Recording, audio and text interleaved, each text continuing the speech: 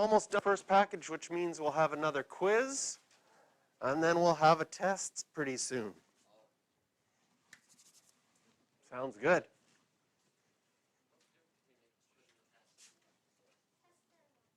Tests are longer. They'll take like all period. Quizzes are shorter, like take half a period. And the test will have more stuff to, like, the test is sort of like, if we have 2 quizzes, both of those quizzes combined.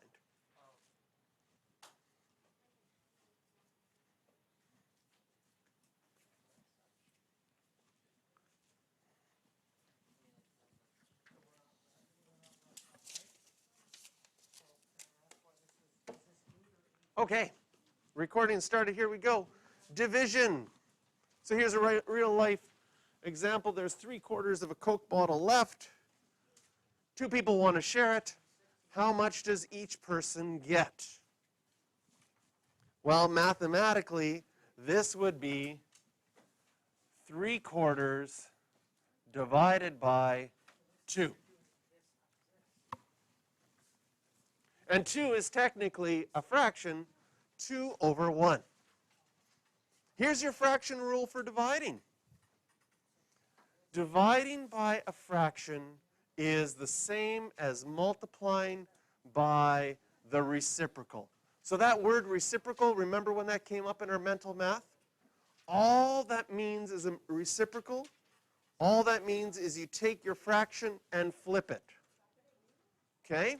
So if I have 3/4 divided by 2 over 1, the first step I'm going to do is change the dividing to multiplying and flip the second fraction.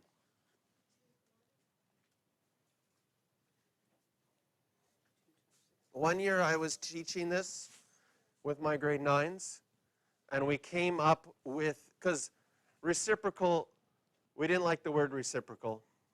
We liked flip better, but we wanted to have a little fun with it. So we called it flip-ski-doodles. And if you search on YouTube for flip-ski-doodles, you will find videos of that year that I did that with my grade 9s. Yeah. The only time ever on YouTube that word has come up. And it hasn't taken off. I thought maybe other people would watch it and they'd like it go viral. No, not at all. No. Anyways, so dividing by a fraction, you flip the second fraction, and now you multiply. First of all, is there anything that simplifies? 3 and the 4? No. 1 and the 2? No. 1 and the 4? No. 3 and the 2? Nothing. Nothing simplifies. So the rule for multiplying, multiply your tops, numerators. 3 times 1, that's 3. Multiply your denominators. 4 times 2, that's 8. 3 times 1 is 3. 4 times 2 is 8. And we get 3/8. Can we simplify this? No. We knew it wouldn't be able to simplify because it didn't simplify early. So again, by checking if things simplify early, you can save yourself time in the end.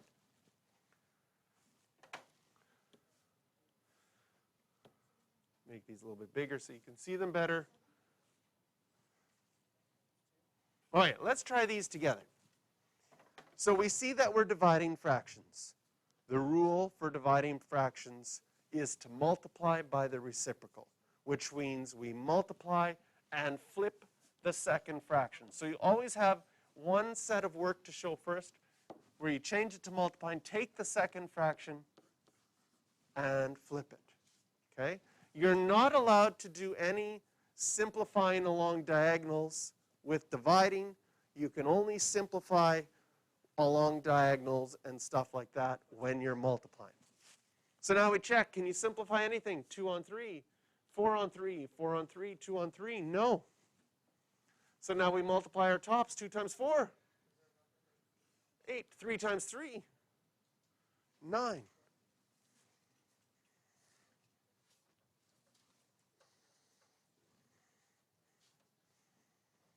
So 2/3 divided by 3/4 gives us 8/9. 5/6 divided by -5/7. First of all, change it to multiplying. and flip the fraction. Second, a positive fraction times a negative fraction. Our answer will be negative. Anything that we can simplify. 5 on 6, no. 7 on 5, no. 5 on 5, yes, look at that. I can simplify that 5 on 5 to be 1 on 1. And 6 on 7, no. So now what do I have? I have 1 times 7, that will be 7. I have 6 times 1, that will be 6, and my answer is negative 7/6. Wow, wow. Now we have 8 divided by 4/5. I'm going to change the 8 to 8 over 1. I'm dividing by a fraction, so I change it to multiply by the reciprocal. So I flip skidoodles. The second one. You like flips? You found the video on flip skidoodles? See? It's like the perfect word for searching because it'll always be there. Now, 8 over 1, simplify, no. 5 over 4, no. 5 over 1, no. 8 over 4, yes. What can I simplify 8 over 4 to? I can simplify that to 2 over 1. You could do 4 over 2, but then you could simplify even more, right? And now, 2 times 5 is 10. 1 times 1 is 1. Well, that's just 10 over 1. You could just write 10.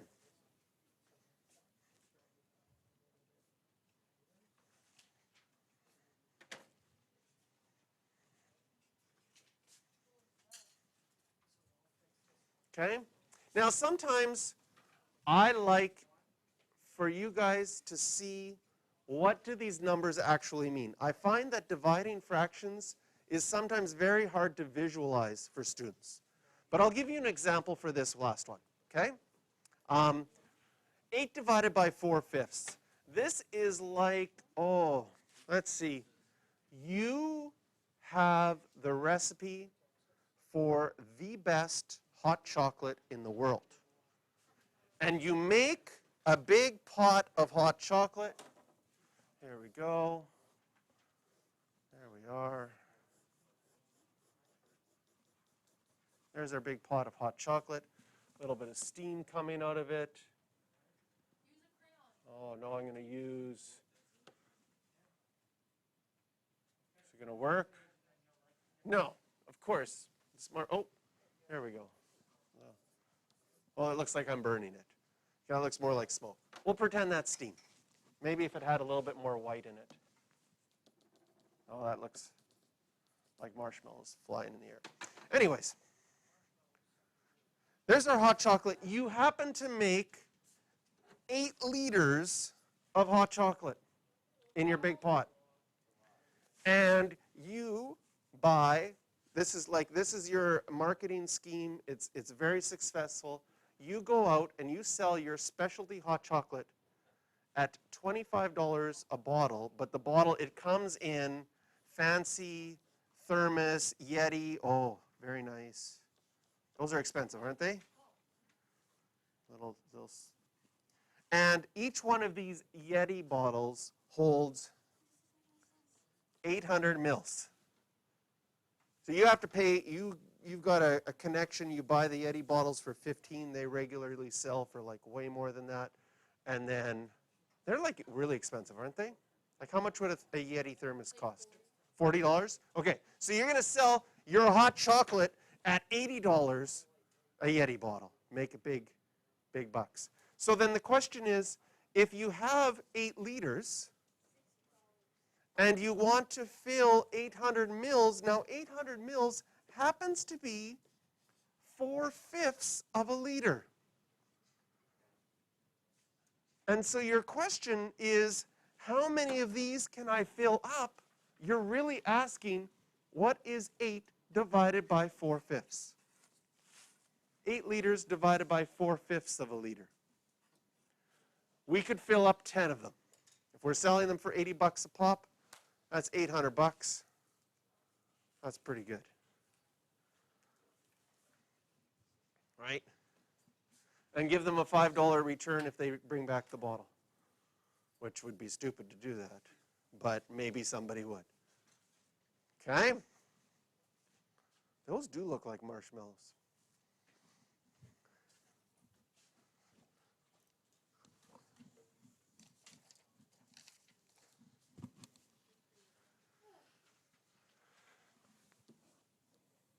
What do we do if we are dividing and we have mixed fractions?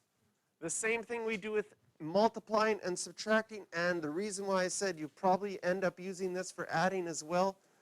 The technique over and over again is to change it first to an improper fraction. So 2 1/3 is 7/3. 3 3/4 is 15/4. Then flip the second one and multiply. 7 times 4 is 28. 3 times 15 is 45.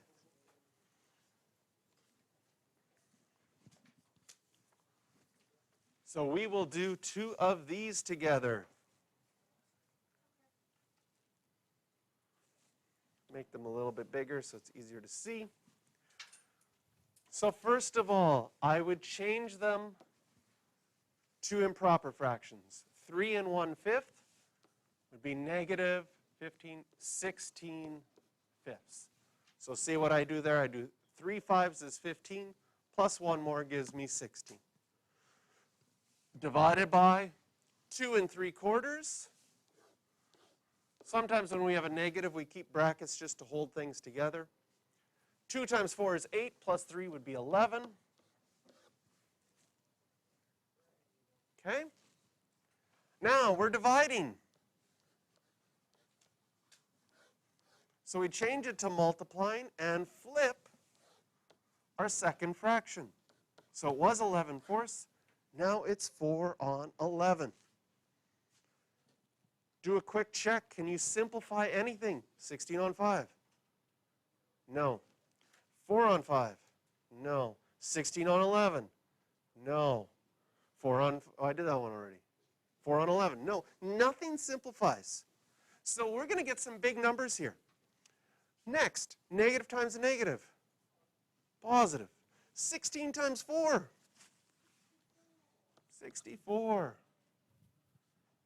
Hey, you don't know your 16 times table, right? I'm going to show you a little trick for 16 times 4 since you don't know your 16 times table. You do know that 16 is what times what? 8 times 2? Check this out. So if 16 is 8 times 2, what if I decided to do the 2 times 4 first? What do you get when you do 2 times 4?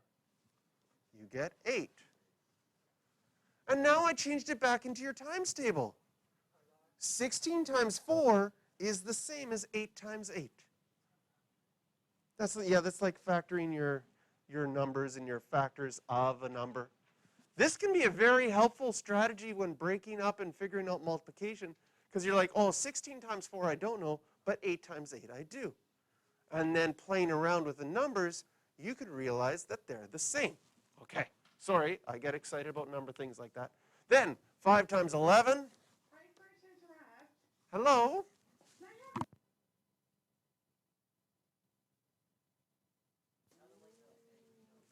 And this answer of 64 over 55, we already know can't be reduced. You could leave it like that, and you're going to find, as we get higher and higher math, your math teachers will say, just leave it as an improper fraction. Why? Because anytime you're working with mixed fractions, if you have to work with them, we change them to improper fractions. So if we have to change it to improper fractions, sometimes it's not worth it to change it back to a mixed number. But if you wanted to, you would have one full one, and there would be 9/55 left. Okay. Second one, we'll do it together as well, partially because I just like doing these so much. If I got you to do them, yeah, we're going to get worksheets. Oh, yeah. Oh, yeah. Maybe 2, maybe 1. You think? Or should we do 3? No, 2. I got 2 for you. We'll keep it down to 2. So here, 2 3/5. changing that to a mixed fraction. 2 times 5 is 10, plus 3 is 13. Divided by bracket negative 3 times 3 is 9, plus 1 is 10. Dividing, wow, that's safe. I almost made that a 2. 13/5 multiplied by, and we're going to flip this one. And again, when you have a negative, sometimes you just keep the brackets so that we keep the brackets because sometimes if you don't write the brackets with a negative, you start to think subtracting. Now, does anything simplify? 3 and 5, 13 and 5, no. 13 and 10, no. 3 and 5, oh, nothing simplifies. Okay, 3 times 13. Oh, by the way, is it positive or negative? Positive number times, it's going to be a negative number. 39. And 5 times 10, 50. Question, you got 39 out of 50 on a test. What percentage is that? 70. More than 50%. 76. Close. 78%. How did you figure that out? You multiplied by 2 to make it 78 on 100, and then it was really easy to change to a percent or a decimal. Very nice. Okay? I'm just hoping that none of you have ever gotten negative 39 out of 50 on a test. That would be very bad. It'd be like, because of this test, your mark not only has gone down, but we've taken away marks from other assignments you've done. So we took away marks for other things. Okay, Mr. Shirk, got some more to hand out? Here, I'll give you one pile. You got the dividing ones. Do this one first, and then this one second. Oh, see if my way is faster. Hand forward, hand it back. Oh, man. Take one, hand it back. Take one, hand it back. Take one of these and hand it back. Take one, hand it back. Here we go. Take one, hand it back. Okay, these are all due for tomorrow.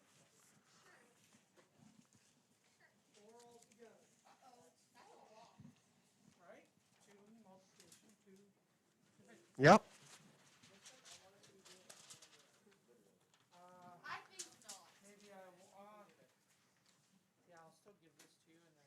Yeah, I gave him the, but we can see which ones you do. Yeah.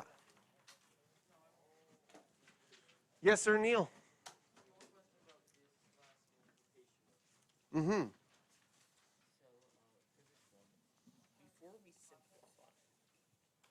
We first write them as improper fractions. Yeah. Yes. So this one would be 9 on 4. And then that one will be 18, 20 on 9. Hey, and this is going to work nice. The 9s are going to cancel out to be 1s and 1s. The 4 and the 20, you can do 5 on 1. I like it as improper. Just keep it improper. Hey. I do. Let me just